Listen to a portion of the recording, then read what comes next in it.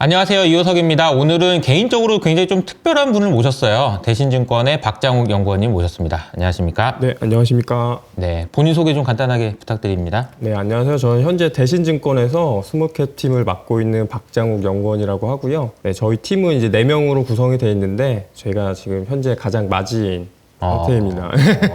그렇군요. 네.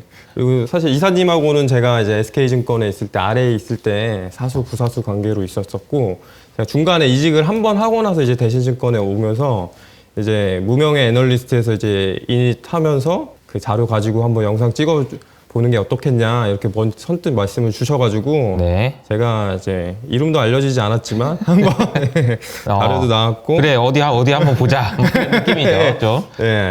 이야기도 좀 한번 해보고 싶고 해가지고 이렇게 나와보게 됐습니다. 알겠습니다. 개인적으로는 제가 이제 2020년 초에 2월 달에 SK증권에 처음 출근해가지고 긴장이 바짝 돼 있는 상황이었는데 이거 뭐 정리하고 막 이러고 하고 있는데 갑자기 장욱이가 와가지고 팀장님 저 이제 앞으로 어떻게 해야 됩니까? 막 이러면서 이제 첫날 얘기해가지고 네. 그래? 일단 그래 알았어. 그러면 제 문제를 먼저 해결해 주셔야 됩니다. 그러더라고요. 그래서 그래 알았어. 그러면서 이제 그날 바로 술 마시러 갔던 기억이 나요. 맞아요. 그리고 나서 여러 가지 이야기를 많이 했던 것 같은데 네. 혹시 기억나는 에피소드 있으면 좀 얘기 좀 해줘봐요. 기억나는 에피소드요? 저도 그때 술 먹었을 때 아직도 기억나요. 그날이요? 네, 그날 기억이 나요. 그래가지고 이제 밥 먹으면서 알았다 이러고 이제 얘기 다 들어주시면서 나중에 저랑 밥 먹으면서 얘기하셨을 거예요. 아마 애 좀 이상해지는 줄 알았다고. 하고 싶은 말 있으면 다 하라고 그랬더니 진짜 다 하더라고.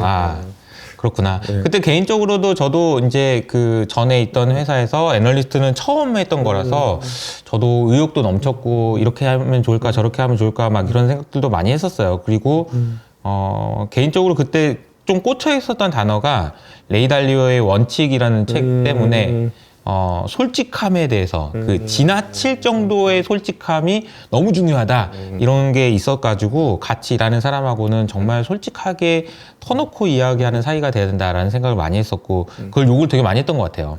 그쵸. 그래서 좀 과하게 솔직하지 않았었나? 본인이 지금 생각하면 그런가요? 지금 생각하면 저는 그랬던 것 같아요. 그래요? 과하게 솔직했다? 네, 과하게 솔직했던 것 같다. 근데 되게 그게 사실 말하기는 쉬운데 지키기 정말 어려운 거라 생각하거든요. 그리고 이제 저도 이제 좀 이제 직장 생활도 하고 나이가 좀 들다 보니까 저는 그게 잘 안 되더라고요, 솔직히. 솔직하게 말하라고 해도 저한테 잘 말 안 하는 게 그거를 받아들일 제가 그릇이 좀 잘 안 되는 것 같아요. 근데 저도 요즘에 이제 그런 생각 많이 들어요. 제가 이제 텔레그램 채널도 운영하고 있고 댓글도 열어놓고 그렇잖아요. 꼴 보기 싫어.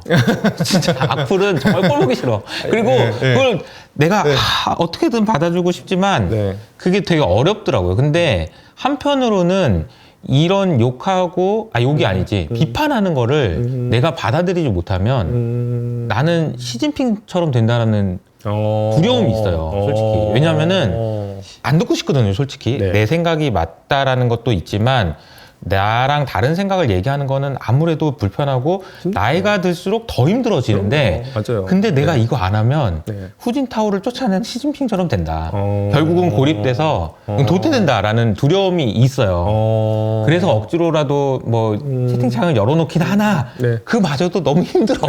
항상 힘들어. 닫을까? 이런 생각 되게 많이 해요. 맞아요.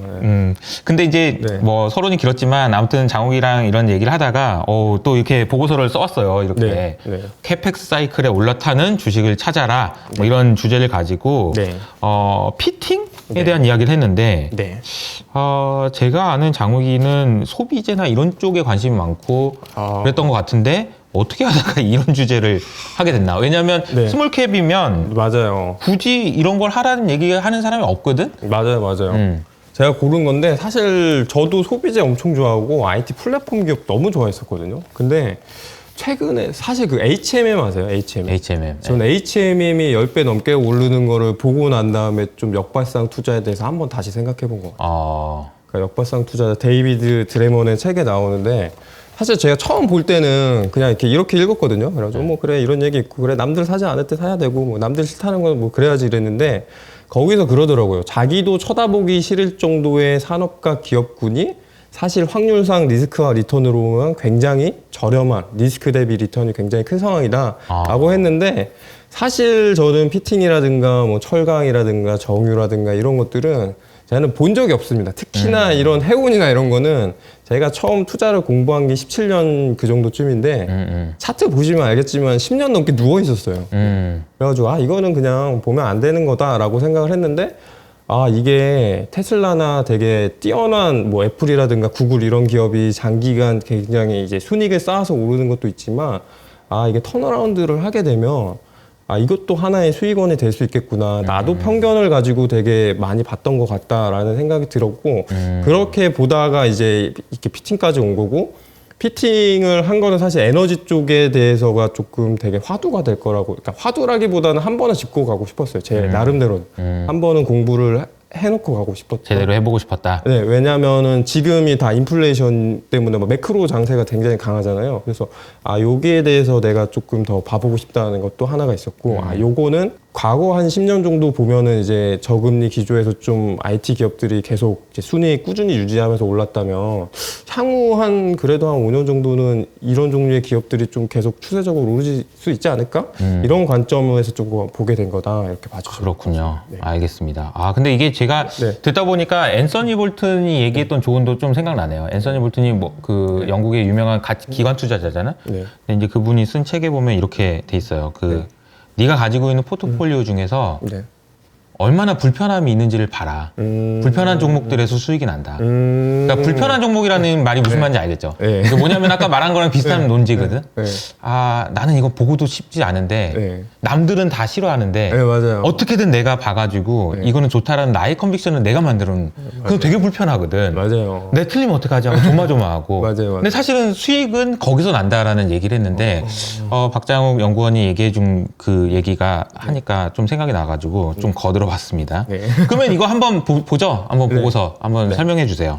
저희가 팀 자료로 3명이 같이 썼습니다. 그래서 간단하게만 그냥 말씀드리면 자료 전체 컨셉 자체는 이제 사실 수요가 줄어드는 구간이잖아요. 내년 뭐 내후년 정도 갔을 때 금리도 어느 정도 높은 수준 유지가 되면 수요가 탄력적이지 않은 비탄력적인 분야를 좀 찾아보자. 각 연구원별로 해서 저희는 피팅을 선택을 했고 이제 2차 전지 장비는 이제 신석한 연구원이, 통신 장비는 이석영 연구원이 이렇게 해서 이제 합동 자료로 같이 나온 거라고 봐주시면 되고요. 이제 4명이 저희가 같은 팀인데 한송엽 연구원은 이제 미용기기랑 이쪽이라서 같이 쓰지는 않았고 그렇게 해서 같이 쓰는 합동 자료라고 봐주시면 되고요. 그래서 피팅 쪽을 제가 쓰게 됐고요. 사실 에너지 쪽에 대해서 투자가 늘어나면 피팅은 전방 산업이 에너지 쪽이라서 같이 늘어나는 성격을 가지고 있습니다.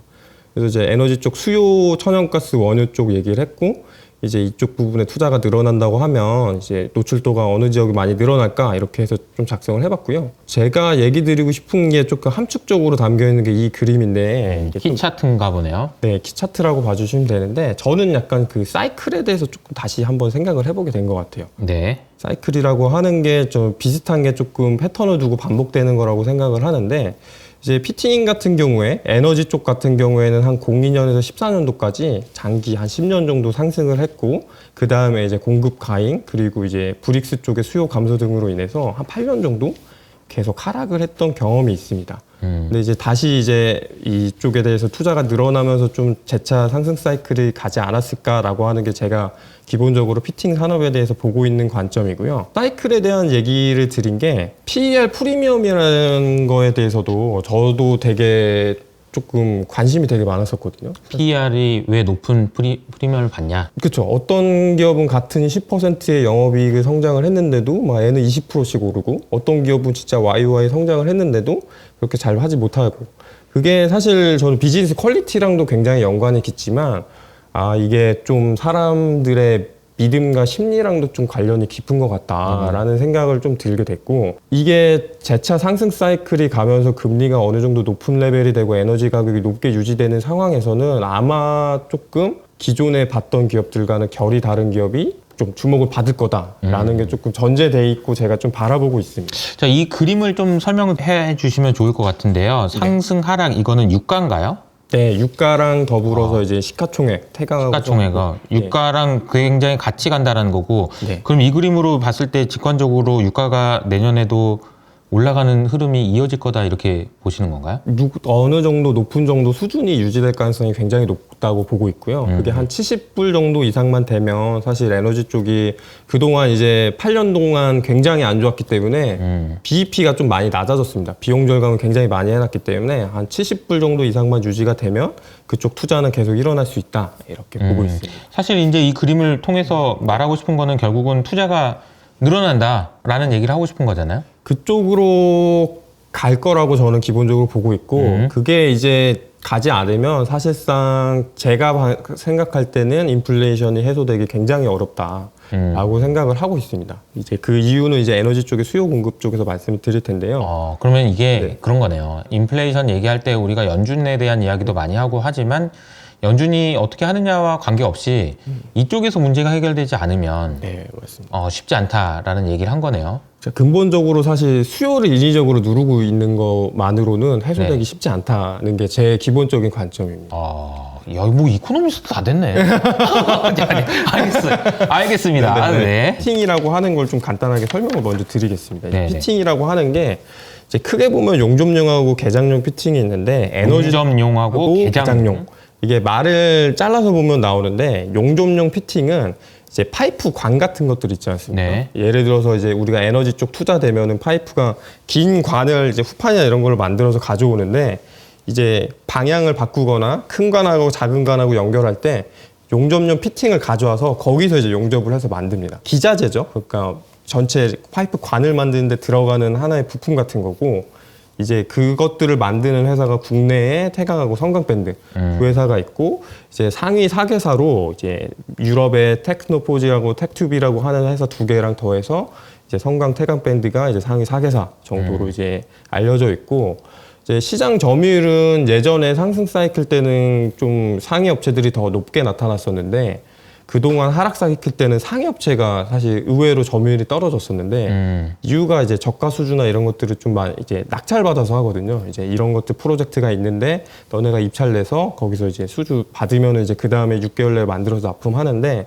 그것들을 좀 많이 하지 않다 보니까 상위 업체들이 점유율이 거꾸로 좀 많이 빠졌던 그런 성격을 가지고 있고 다만 이제 다시 상승 사이클로 가면 어떤 현상이 일어나냐면 이게 기성품이 아닙니다. 100% 다 수주 산업이기 때문에 기성품이라는 거는 그냥 이게 하나 만들어 놓고 그걸 여러 군데 쓰는 게 아니고 그때그때 이런 모양으로 만들어 주세요 막 이런 거라는 거죠? 그렇죠. 맞습니다. 그래서 이제 상위 업체들 같은 경우에는 설비가 아무래도 하위 업체들보다 되게 많이 있고 그러니까 캐파가 많다는 것 자체가 여러 가지 종류의 설비들을 많이 갖고 있다는 거고 그게 이제 상승 사이클로 갈수록 그런 것들에 대한 니즈가 커지기 때문에 다시 좀 점유율이 다시 올라갈 수 있는 자, 그러니까 이제 상위 업체가 좋을 수밖에 없는 이유 뭐 이런 얘기를 좀 해주신 거고 그럼 용접용은 알겠는데 개장용은 뭐예요? 개장용도 같이 설명을 드리면 개장용은 이제 계측하고 재고 막 이런다는 건데 그래서 이제 이 반도체 이제 가스관이나 이런 데다 넣어가지고 예를 들어서 반도체에 들어가는 가스의 순도를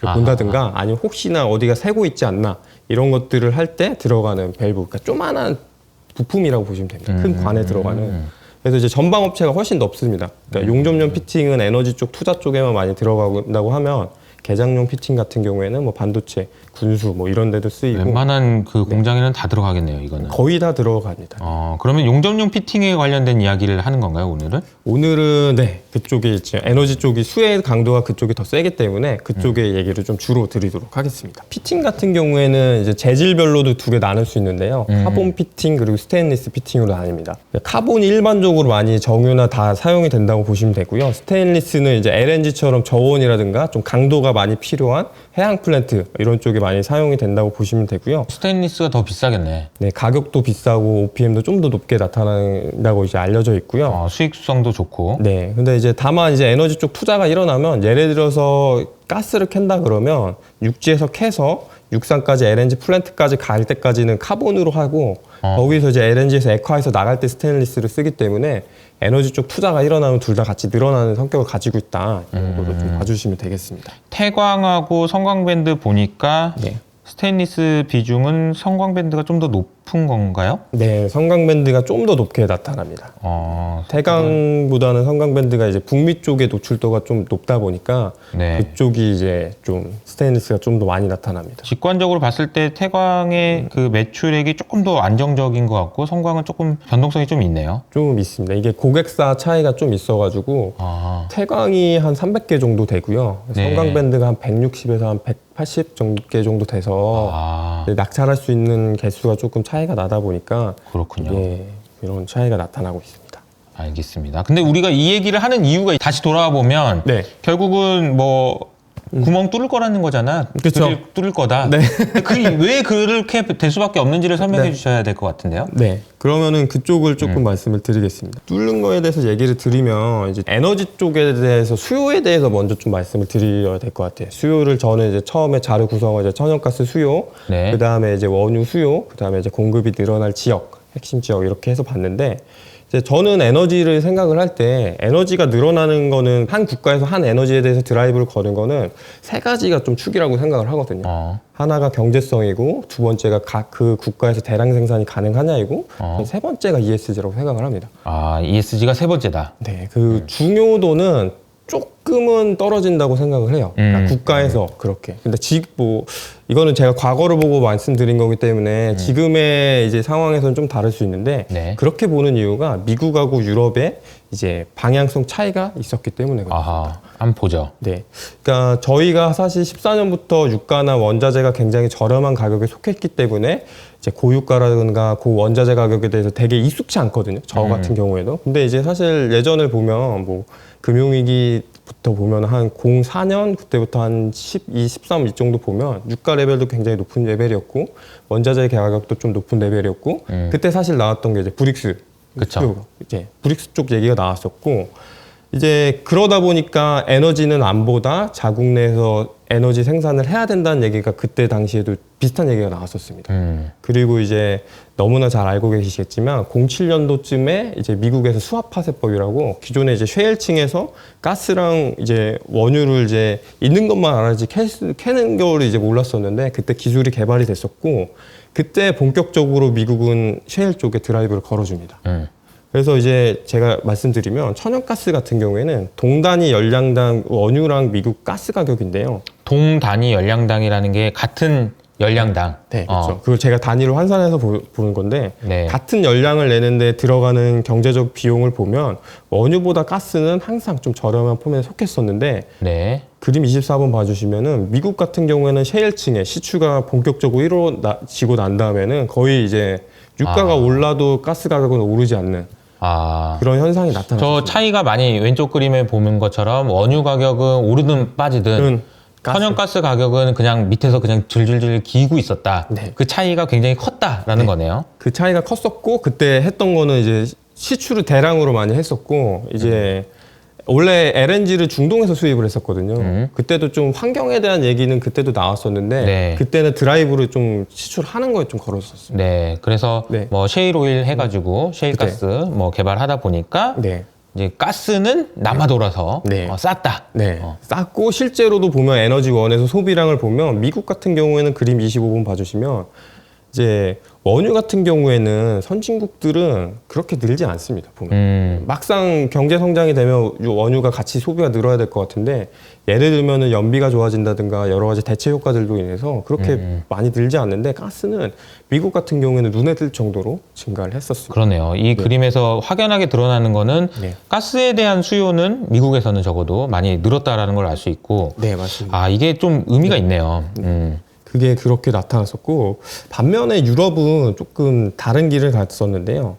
사실 그때도 이제 보시면은 유가가 02년에서 08년 보면 굉장히 많이 올랐었는데 동단위 열량당 최근 대란이 나기 전까지 가스 가격이 유가보다 굉장히 저렴했음에도 불구하고 그때 유럽이 선택한 거는 이제 신재생 에너지 쪽에 드라이브를 많이 걸어줬었습니다. 네. 그게 그리고 그림 27에 나타나는 게 가스 소비가 그렇게 늘지 않았죠. 막상 보면. 가스가 늘지 않았다. 네. 그러니까 미국하고 지금 유럽의 상황이 네. 많이 다르다는 게 확연하게 느껴지는 것 같습니다. 네. 그리고 저는 그게 기저에 돼 있는 게 대량 생산이 가능하냐이고 다르게 얘기하면 대부분 국가에서 원유나 가스가 나지 않을 거기 때문에 신재생 쪽에서는 드라이브는 많이 걸릴 거라고는 저도 보고는 있습니다. 신재생 투자는 있을 거다. 네, 계속 늘어날 거고 사실 에너지 방향으로 보면 그쪽으로 가는 게 맞거든요. 네. 근데 이제 저는 그 기간에 우리가 예상하는 것보다는 좀 더 긴 시간이 지나야지 신재생이 좀 안정적으로 들어올 거라고 보고 있기 때문에 그 기간에 중간에 메꿔주는 에너지원에 대해서도 이제 지금 수요 공급 가져야 된다. 네, 수요 공급이 맞지 않는다. 결국. 안 맞는다. 네. 자, 근데 이 그림의 유럽의 상황을 보면 이런 네. 생각을 할 수 있을 것 같아요. 네. 가스에 대한 수요가 늘지도 않았는데 가스 네. 가격은 왜 이렇게 많이 오른 거예요? 그거는 대표적으로 EU에서 ESG로 인해서 석탄 쪽을 발전을 이제 셧다운을 많이 시켰었고 그쪽을 이제 대체하는 걸 이제 가스로 발전을 하다 보니까 이제 수급이 안 맞았던 거죠. 그리고 이제 유럽 같은 경우에는 신재생 에너지를 좀 고정가로 많이 사줬었습니다. 사실 변동폭이 큰 에너지다 보니까 이제 발전을 공급하는 입장에서 보면 이게 언제는 뭐 100만 원 벌었다, 언제는 30만 원 벌었다 이러면 생산을 많이 못 하니까 고정가를 아예 사줬었어요. 한 20년 얼마에 사주겠다 이러니까 신재생은 굉장히 많이 늘어났었는데 다만 이제 언제는 신재생의 이 발전 원량당 단가가 낮을 땐 화력 발전 같은 경우에는 이제 경제성이 없는 거예요. 그게 어느 시기가 되면 이제 그런 것들이 좀 셧다운이 됐어서 좀 외부 충격에 좀 약해진 상태가 왔었고 사실 우크라이나 전쟁 나기 한 4개월 전 정도 전부터 좀 이제 가스 수급이 맞지 않는다. 유럽 쪽 가스 가격이 좀 올라올 것 같다고 했었고 가격이 실제로 오르고 있었습니다. 네. 그런데 이제 전쟁이 거의 불을 지은 거죠. 사실 이 정도까지 오를 거는 아니었는데 이게 불을 지우는 거고 사실 러시아 쪽의 가스 전도가 유럽이 많이 높다 보니까 네. 이제 그쪽에 우리가 이제 가스 러시아 거 안 쓸 거야 이렇게 하다 보니까 이제 수급이 비틀린 거고 최근에는 사실 천연가스 재고가 그렇게 좀 어느 정도 높은 수준까지 왔고 가스 가격도 고점 대비해서 많이 빠졌는데 그거는 사실 근본적인 문제가 해소됐다기보다는 이제 이 가게용으로 쓰는 것과 제조업용에 사용이 되는 게 있는데 제조업 쪽에 좀 셧다운을 해서 가게용 쪽으로 사용을 하다 보니까 이제 된 거다. 그러니까 이제 공급이 충분해서 가격이 빠진 게 아니라 상대적으로 우선순위가 덜 중요하다고 하는 것들을 이제 셧다운해서 이쪽에 좀 더 중요하다고 생각하는 쪽에 사용을 하고 있는 거라서 이쪽은 근본적으로 아직 해소가 안 됐다. 근데 그런 것 치고는 유럽의 네. 천연가스 가격이 많이 빠지긴 해가지고 네. 오, 얘 왜 그런 건가 싶었는데 네. 박장욱 연구원 의견은 네. 공장 문을 닫아서 그런 거다. 네. 그런 거죠. 네, 그쪽이고 사실 고점 대비로는 많이 빠진 건 맞는데 전에 가격 대비로 보면 지금도 제 기억에 한 3배, 4배 정도 오른 상태라서 사실 이 정도도 사실 좀 부담되는 가격 수준인 건 맞는 것 같습니다. 아직도. 알겠습니다. 그러니까 이게 지금 설명해 네. 주신 거는 네. 미국과 유럽의 상황을 비교하면서 네. 천연가스와 원유, 네. 네. 수요와 공급, 네. 사용처 이런 네. 얘기를 해주신 거거든요. 네. 그래서 이쪽을 할 거고 이제 다른 자료에서 또 말씀드리겠지만 유럽은 이제 LNG 터미널이나 이런 수입 대체 효과를 누리기 위해서 이쪽에 투자를 많이 일으킬 거고 국내 업체들이 그쪽에 수혜를 볼 거다라는 것을 이제 수치적으로 좀 기업 설명할 때 네. 말씀드리겠습니다. 좀 원유에 대해서 좀 말씀드리고 싶은데요. 사실 원유라고 하면 그 중요도 자체는 계속 떨어지고 있는 건 맞습니다. 원유에 대한 중요도. 네, 원유가 가지고 있는 위상이 옛날만큼은 아닌 건 맞습니다. 이게 딱 이 그래프에도 딱 나타나는데요. 전체 에너지에서 차지하는 비중이 계속 감소를 하고 있고요. 파란색 선이죠. 네. 2001년부터 네. 40%였는데 30%대까지 꾸준하게 낮아졌다는 걸 알 수 있네요. 네. 계속 감소를 하고 있었고 거기를 이제 채워주는 것들이 예를 들어서 뭐 천연가스라든가 신재생이라든가 이런 에너지원들이고 이거는 사실 어떻게 보면 발전 방향이기 때문에 그렇게 지속이 될 거라고 저도 생각을 하고 있습니다.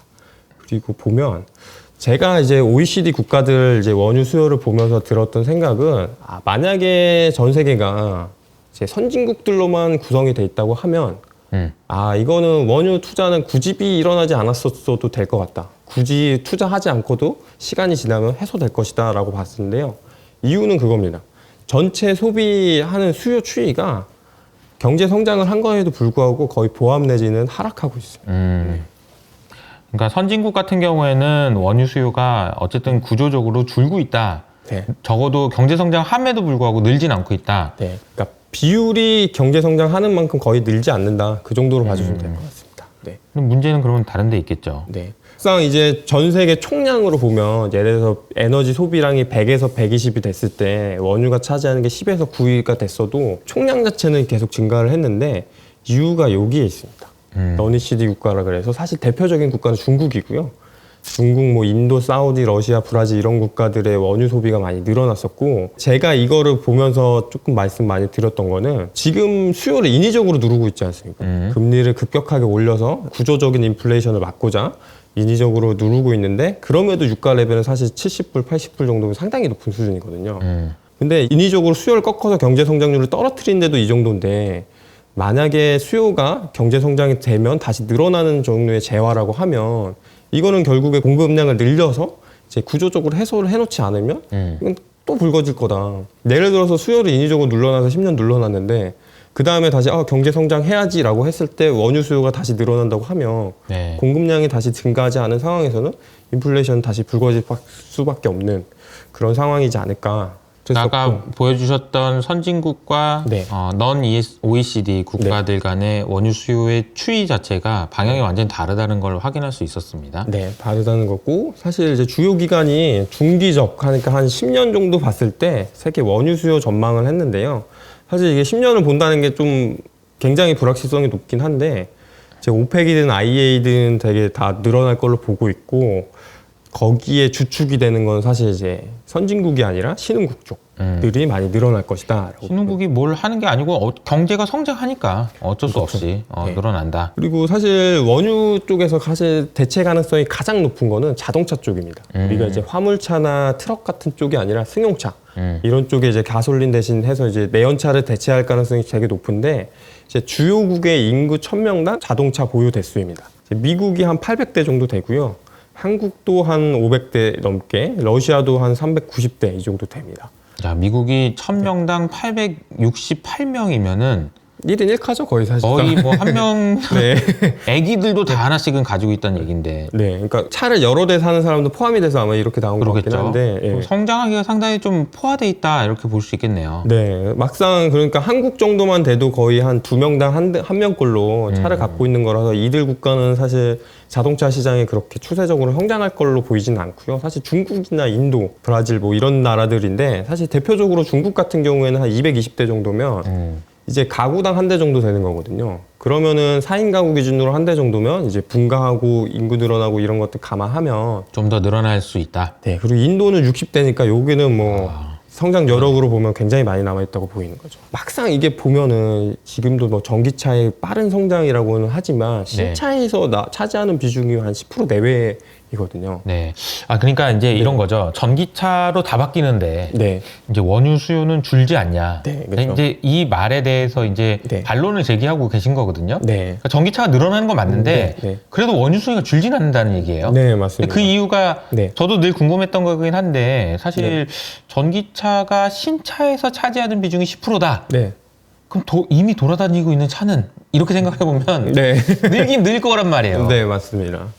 숫자로 좀 한번 얘기 좀 해주세요. 숫자로 보면은 22년도에 전망되는 게 한 8천만 대 정도 되는데 지금 한 15% 정도 된다고 하면 한 1000만 대, 1500만 대 정도 내외가 이제 전기차로 나오는 거고 내연차가 그러면 한 6천만 대, 7천만 대 사이 정도 나오는 거니까 그러니까 쉽게 말해서 정말 1억 대 정도라고 보면 1,500만 대가 전기차라고 나온다고 하면 8,500만 대가 지금 내연차 나오고 있는 거거든요. 야, 이게 전기차의 비중이 막 1에서 2에서 10%까지 막 엄청나게 빠르게 올라가고 있지만 그래 봐야 10에서 15%고 나머지 85%는 올해도 내연기관차는 많이 팔렸다 이런 거죠. 네. 그리고 이거를 이제 사실 급격하게 변하지 않고 이제 추세적으로 이렇게 스무드하게 바뀔 거지 않습니까? 그렇게 보면 저희가 한 2028년 정도가 조금 전기차가 신차에서 차지하는 게 한 50% 넘어갈 거다. 이게 약간 좀 분기점 정도로 본 건데 이것도 사실 좀 전기차의 그 증가 속도를 조금 높게 본 겁니다. 공격적으로 본 거죠. 네, 공격적으로 본 건데도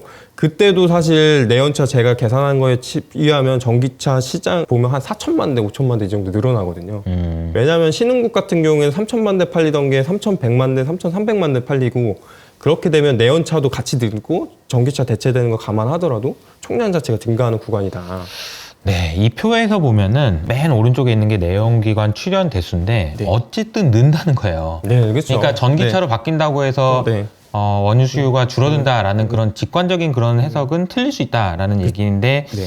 설득력이 있는 것 같은데요, 좀. 네. 네. 그러니까 이게 좀 시간이 우리가 생각하는 것과는 다를 수 있다. 이게 제가 좀 말씀드리고 싶었던 거고요. 결국 그러면은 이쪽에 투자를 일으키고 갈 거다가 제 주장이고, 네. 그러면은 지금까지에 대해서 좀 공급 쪽에 대해서 조금 말씀을 드리도록 하겠습니다. 지금까지는 수요였던 거죠? 네. 수요는 꾸준히 늘어난다. 전통 에너지라고 하더라도 바로 곧바로 대체되지 않고 우리가 생각하는 시간열 안에서는 수요가 늘어날 거고, 그럼 공급 쪽을 늘려야 될 건데 공급 쪽 상황이 어떤지 한번 살펴보겠습니다. 네. 그러면은 이제 오일하고 가스 부분 업스트림 투자액 추이인데요. 이게 유가 추이랑 거의 유사하다고 보시면 됩니다. 유가가 높을 때, 그러니까 14년도까지 유가가 계속 오를 때는 이쪽 부분 투자가 계속 같이 일어났었고요. 네. 그 다음에 이제 14년부터 장기 저유가 구간에 들어서면서 유가 이제 투자액 자체가 이전과 비교해서 좀 많이 줄었었습니다. 투자 자체가 안 됐다구나. 네.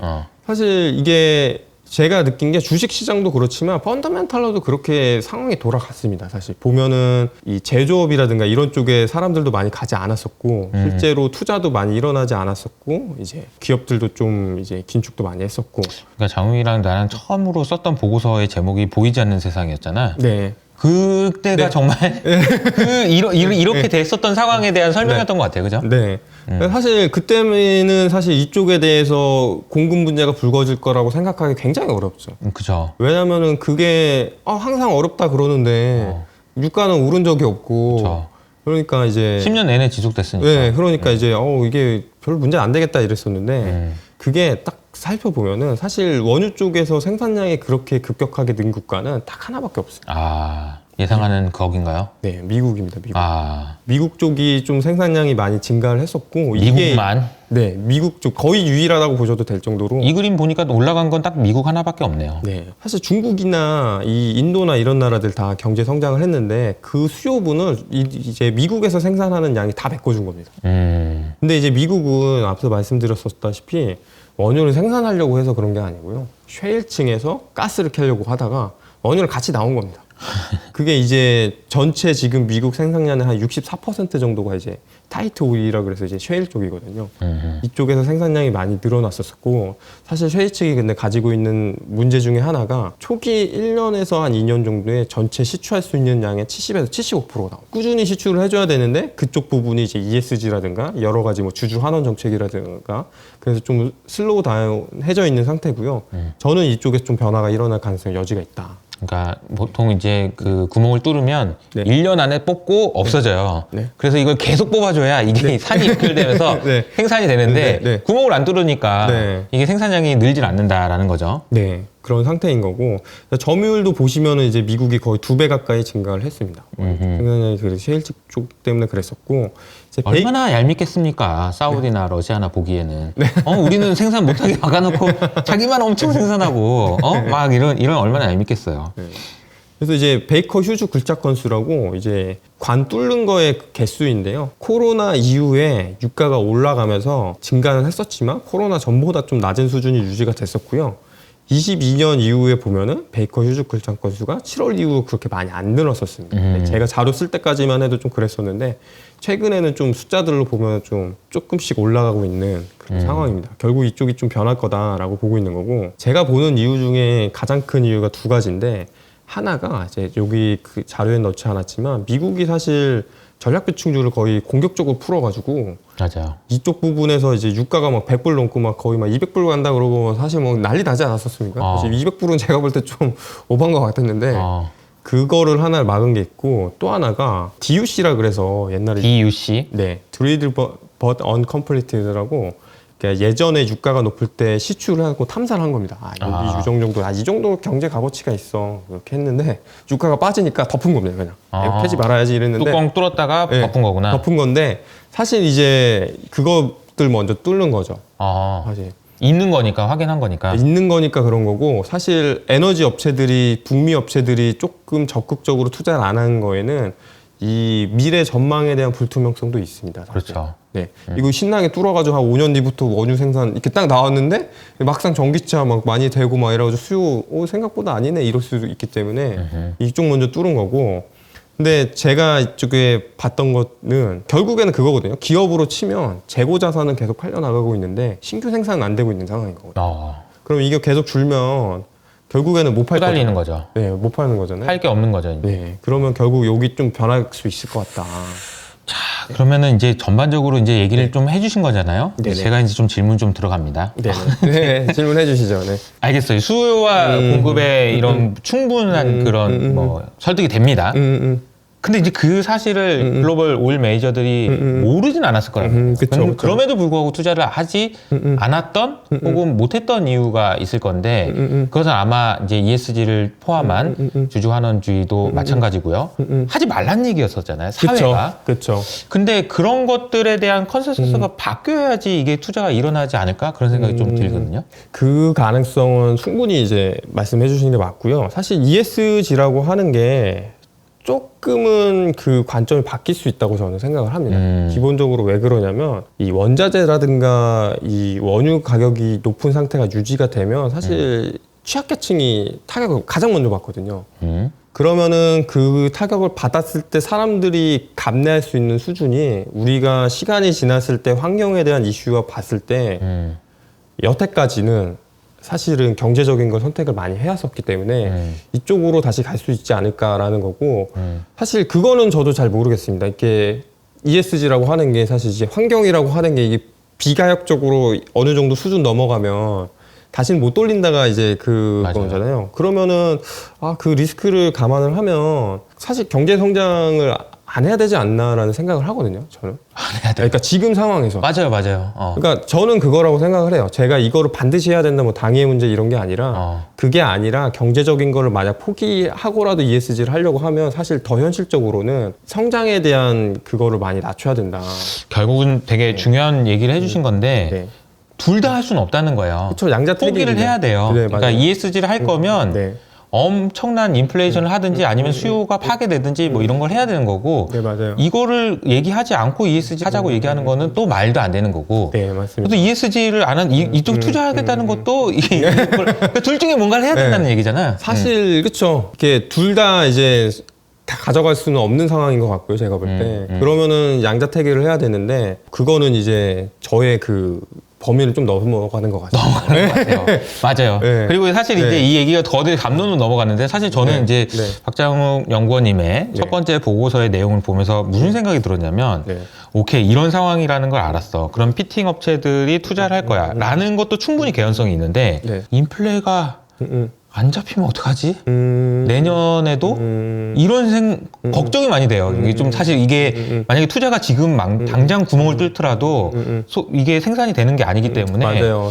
야 이러다가 내년에 저는 이제 매크로 보는 입장에서는 오히려 걱정이 됩니다. 이게 뭐 좋을 수도 있는 그런 종목들에 대한 생각도 아이디어는 있는가 한편에 매크로 측면에서는 인플레이션이 안 잡히면 이거는 이거 어떻게 되는 거지? 막 이런 걱정이 좀 들긴 했었어요. 그래서 저도 사실 그 생각은 좀 했거든요. 그러니까 인플레 쪽에 관련돼서 이쪽 말고는 사실 조금 좋은 분야 좀 찾기 어렵겠다는 것도 제 전제가 하나가 있었고요. 이게 저는 되게 긴 사이클로 보면 예전에 그러니까 IT 버블 나고 그 다음에 이제 차화종이라 그래서 이제 흔히 말하는 중후장대 상점이 엄청 올라가고 그 다음에 그들이 다 이제 어려움을 겪고 그 다음에 이제 올라간 게 빵으로 대표되는 IT 플랫폼 기업이잖아요.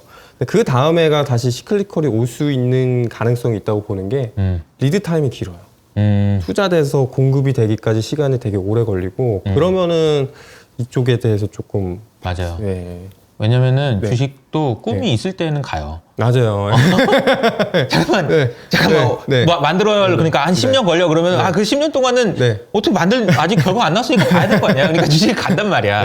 근데 이제 결과가 딱 나와버리면 실망하죠. 다 했는데 이거밖에 안 돼? 이렇게 된단 말이야. 맞아요, 그래서 사실은 이제 리드 타임이 길다는 게 되게 중요한 포인트긴 해. 이제 꿈이 깨지지 않아야 된다는 측면에서. 근데 이제 과연 이제 꿈이 깨지지 않을 건지에 대해서는 좀 지켜봐야 되겠지만 아주 중요한 화두를 던져주신 게 아닌가 그런 생각이 듭니다. 그래서 이제 국내에서는 성광밴드하고 태광이 관심이 있는 거고. 근데 사실 스몰캡이기 때문에 뭐 종목에 대한 뭐 추천보다도 좋은 투자 아이디어라고 생각을 하시면 좋지 않을까 싶습니다. 이제 하면은 좀 선별적으로 투자가 일어날 거다. 전 지역적으로 다 일어날 것 같지는 않고. 모든 데 다 하는 게 아니고. 그러기에는 사실 유인이 없습니다. 공급자들이. 근데 이제 제가 본 거는 평균 시추할 때 BEP 레벨이 낮은 지역이고 그리고 탄소 배출량도 평균 일반 육상 플랜트보다 낮은 지역들. 이들 지역은 사실 두 가지가 좀 어느 정도는 좀 되는 거거든요. 그러니까 ESG라고 하는 것들도 아주 배척되지 않고 경제적인 것도 어느 정도 가져가는 그런 지역들이 조금 시추가 늘어나지 않을까라고. 이게 되게 중요한 포인트네요. 그게 이제 중동의 육상 플랜트 그리고 해양 플랜트, 북미의 셰일인데 이제 해양 플랜트 같은 경우에도 모든 지역이 그런 게 아니라 이제 BEP 레벨이 낮은 지역이 브라질이나 노르웨이나 이런 지역들은 좀 낮게 유지가 됩니다. BEP라는 게 구멍 뚫었을 때 최소한 이 가격은 돼야 돈을 벌 수 있다. 유가가 이 정도는 돼야 된다라고 하는 게 이제 육상이 한 50불 내외인데 해양인데 평균 제가 하위 업체들 보니까 43이면 굉장히 낮은 거거든요. 이런 쪽이 좀 늘 거라고 보고 있고 실제로 해양 플랜트 같은 경우에는 이제 제가 뒤에서 보여드리겠지만 좀 턴어라운드 기미가 많이 보이고 있습니다.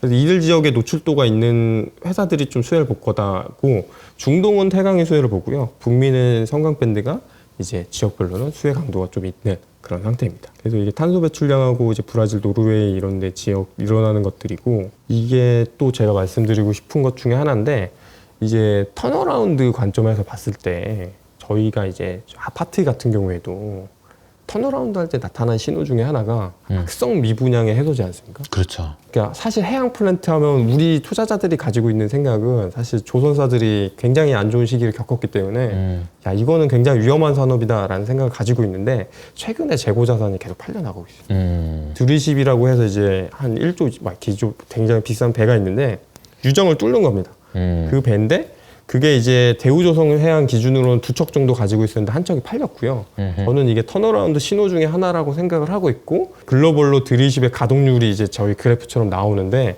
좀 유의미하게 많이 오른 상태다. 이 드릴십. 드릴십. 밴데 이제 구멍 뚫으면서 이제 간다는 거잖아. 뚫어가지고 그걸 뚫어주면 이제 그죠? 가져가서 거기서 이제 가져가는 거죠. 저 가동률 한번 보세요. 가동률 보면 2017년, 18년 50%였어요. 그러니까 저 말이 무슨 얘기냐면 반은 논다는 거거든. 근데 저게 지금 올라오고 있다라는 거네요. 그리고 이제 이게 한 80, 90% 정도까지 가게 되면 그때 나타나는 게 용선료가 올라가고요. 중요한 게 드리십은 만드는데 또 기간이 깁니다. 또 조선도 가지고 있는 게 그런 성격들을 가지고 있는 거 보면 좀 비슷하게 되지 않을까. 네, 알겠습니다. 기업은 좀 간단하게 말씀드리면 제가 추가 자료를 하나를 더 쓴 게 있어서 그쪽으로 좀 말씀드릴게요. 제 에너지 쪽 투자라 그래서 피팅사들 같은 경우에는 수출입 코드가 나옵니다. 이게 사실 좋을 수도 있고 안 좋을 수도 있는데 나오는 게 이제 매출하고 연동성이 굉장히 높아서 제가 말씀드리고 싶은 건 ASP가 굉장히 높은 수준이다. 예전에 07, 08년도 상승 사이클 될 정도의 거의 버금갈 정도로 ASP가 많이 올라온 상태고 그래서 이제 영업이익률이 사실 막 15%, 20% 이렇게 나오고 있는 상태거든요. 그렇군요. 근데 물량은 그 정도까지는 아니고 우리나라에서 수출하는 금액 그리고 ASP가 저렇게 코드가 다 나오나 보네. 합산으로 나오고 사실 양사가 거의 수출 물량을 대부분 차지하기 때문에 그러면 이거 좀 피곤하죠. 트레이딩하기 힘들겠다. 피곤하죠. 한 달에 한 번씩 숫자 보면서 계속 볼 텐데. 그리고 10일 단위로 이제 잠정치도 나와서 그거 가지고 좀 많이 보시는데 양날의 검인 것 같습니다. 제가 볼 때. 길게 봐야 되겠네요. 그러면. 에너지 쪽 업체들 캐펙스 전망을 보면 22년에서 23년이 한 17% 이렇게 늘어난다고 전망이 됐거든요. 근데 사실 사우디 아람코가 절반 이상이라서 이게 사우디 쪽이 굉장히 좀 영향이 큰데 사우디가 한 23% 정도 늘어날 걸로 봅니다. 중동 쪽에서는 지금 좀 전망이 늘어날 걸로 보고 미국의 주요 업체 뭐 엑선이나 코노코필립스, 쉐브론 이러면 한 10% 내외 정도. 그러니까 전형적으로 막 늘리는 분위기는 아닌 거죠 이쪽은. 그래서 이쪽은 근데 좀 변화가 나면 미국 쪽이 좀 업사이드 더 있어 보이고. 근데 이제 쉐일이라든가 가스 미드스트림 업체, 그러니까 데본이나 킹덤 오건이 그런 업체들인데 쉐일을 캐는 게 이제 데본이나 이런 업체들은 한 20% 되고 킹덤 오건은 이제 미드스트림이라고 해서 가스관 이런 거 만들어주는 회사들이거든요. 그런 회사들 같은 경우는 한 20% 내외 정도 전망이 된다. 그래서 이쪽 제가 처음에 얘기 드렸던 뭐 LNG 수출 쪽이나 가스 수출 쪽은 뭐 무리 없이 좀 될 걸로 보이고 원유라든가 신규 수출은 조금은 뷰가 바뀌어야지 제가 예상한 정도 숫자가 나올 것 같다. 이 정도로 말씀드리고 있고요. 유럽이 이제 LNG 같은 경우에 이게 해소되려면 좀 시간이 걸릴 거라고 보이는 것 중에 하나가 일단은 터미널을 짓고 이제 수입을 해오는데 수출하는 국가들이 수출 터미널이 돼 있지 않으면 사실 수입하는 국가들 지어놔봤자 다 안 되거든요, 사실. 그 수급이 맞는 게 한 25년 정도로 지금 보고 있는 것 같더라고요. 그래서 좀 문제가 되지 않을까라고 보고 있고 사실 LNG 쪽 수입 터미널은 국내사들이 수혜를 보지는 않습니다. 상위 4개사 중에 유럽 2개사가 있기 때문에 그들 업체가 다 수혜를 볼 거고 저희가 예상하는 거는 중동이나 북미의 이제 LNG 수출용 터미널 쪽에 하는 업체들이 수혜를 볼 거다라고 보고 있고요. 이제 용량 기준으로 봐주시면 될 것 같아요. 이게 한 26년까지 한 44% 정도 증가가 될 거니까 이제 YY 증가폭 될 거다. 중동은 카타르가 좀 대표적인데요. 카타르가 좀 하면 27년까지 한 64% 정도 증가를 할 거다. 그리고 한 25년 4Q 정도부터 생산 물량 좀 본격적으로 증가될 걸로 예상이 되고요. 북미 같은 경우에도 26년까지 보면은 한 YOY로 한 80% 정도 가까이 증가하는 그런 상태입니다. 그래서 이제 전방 업체들이 그렇게 늘어나니까 리드 타임대로 될 거고, 사실 가스는 가지고 있는 성격 중에 하나가 장기 계약을 하지 않으면 공급업체들이 공급을 시작하지 않습니다. 왜냐하면 재고 자산을 보유할 수가 없기 때문에 가스는 새 나가지 않습니까? LNG 본행제 이제 한국화보 이런 애들이 해도 새 나가거든요. 그렇기 때문에 이거는 좀 경기 침체나 이런 우려와 상관없이 LNG 쪽 수출 터미널 쪽은 진행이 될 걸로 보이고, 유가도 어느 정도 높은 레벨이 되면 에너지 쪽도 투자가 계속 될 거다. 이렇게 보면 국내 업체 2개 회사가 좀 수혜를 볼 거다. 이 정도로 봐주시면 되겠습니다. 알겠습니다. 공부를 많이 했네요. 아, 저요? 네. 그 회사에서 감사하게도 시간을 많이 주셔서. 네. 네. 알겠습니다. 저도 많이 배웠고, 네. 뭔가 개인적으로는 굉장히 좀 뿌듯한 시간이었습니다. 흐뭇하게 네. 볼 수 있었던 아, 그런 시간이 정말요? 아니었나. 어땠어요? 소감이 어때요? 아, 저요? 네. 이게 많이 떨리네요. 제가 이거 보는 거랑 너무 다르네요. 네. 그냥 하는 게 아니에요, 지금 이게 유튜브가. 네. 그냥 하는 게 아닙니다. 네. 이게 카메라도 막 여러 개 저 보고 있고 막 이러니까. 떨리죠. 네. 그래도 엄청 말 잘하는데요, 원래? 이게 평소- 세미나 여러 번 하다 보니까 그게 좀 된 것 같아요. 그렇군요. 네네. 반응은 어떻습니까, 전반적으로? 반응이요? 네. 그래. 알겠다. 약간. 그래요? 네. 저는 처음에 이사님하고 같이 일할 때 사실 세미나 엄청 잡히셔가지고 네. 저는 그런 걸 상상했거든요. 네네네. 원래 첫 세미나는 이제 회사에서도 좀 법인분들이 많이 잡아주시고 이래가지고 그래서 저는 하루에 한 3개씩 하고 이런 걸 상상했는데 네. 그 정도는 아니다. 그 정도는 아니다. 아니, 그때는 네. 제가 네. 흐름을 좀 잘 탔던 거라고 봐야지. 그랬던 거 아닐까, 그냥? 그것도 있고 운이 좋았죠. 그렇게 말씀하시니까 제가 더 띄워드리고 싶네요. 아니, 진짜로. 네. 아니, 네. 나는 그렇게 생각해. 그때 네. 우연치 않게 네. 상황이 그렇게 맞았고, 뭐 제가 얘기했던 게 좀 맞았을 때가 있었고, 지금은 또 이제 뭐 다른 때가 있고 그러니까 반성도 많이 하고 있어요, 요새. 맞아. 같이 배우는 거죠. 저도 사실 그럼요. 이런 업체들 사실 관심도 없다가 이제 그러니까. IT 업체로 많이 아파보고 이제 언제 이렇게 공부를 네. 많이 했어. 아무튼 고생 많이 했고요. 네. 고생 많이 했으니까 맛있는 거 먹으러 갑시다. 우리 좀 오랜만에 만나서 저희 네. 이제 가도록 하고요. 저희가 이제 연말이에요. 그래서 아마 올해 2022년 많이들 투자 때문에 힘들고 고민 많이 하셨을 텐데 2023년에는 네. 조금 올해보단 낫겠죠? 올해보단 나을 겁니다. 그래서 많이 고민하시고 공부하시고 좋은 성과 내시길 바라면서 저희 여기서 인사드리도록 하겠습니다. 감사합니다. 네, 감사합니다.